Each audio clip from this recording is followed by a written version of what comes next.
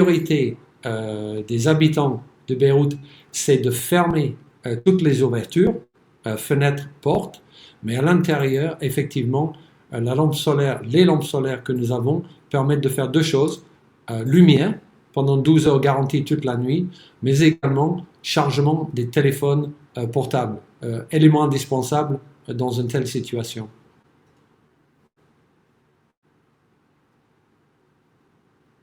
Ben, très bien, parce qu'on n'est pas nombreux.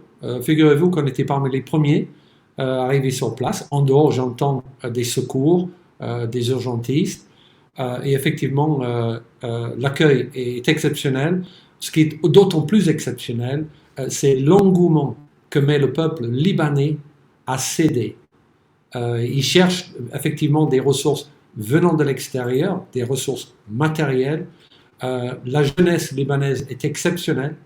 Nous sommes avec, par exemple, le mouvement scout du Liban. Tous les jours, et nous avons mis à disposition 2 tentes pour l'accueil, tous les jours, ils gèrent entre 700 et 800 scouts venant de partout au Liban pour venir faire des petites tâches de balayage de rue, nettoyage des maisons. J'ai fait un bon nombre de missions humanitaires d'urgence.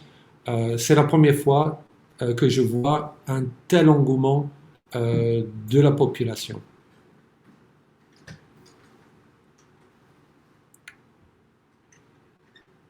On avait prévu 10 jours initialement, si ce n'est que pour des problèmes de billets d'avion. Et je pense que nous allons rester le temps qu'il faut parce qu'on a un rôle à jouer qui est intéressant, c'est faire travailler des acteurs différents ensemble.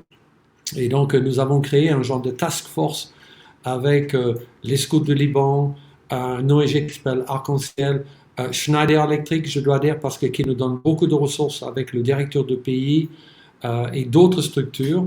Et nous rencontrons, nous avons déjà rencontré une première fois pour le plan d'action d'évaluation des terrains.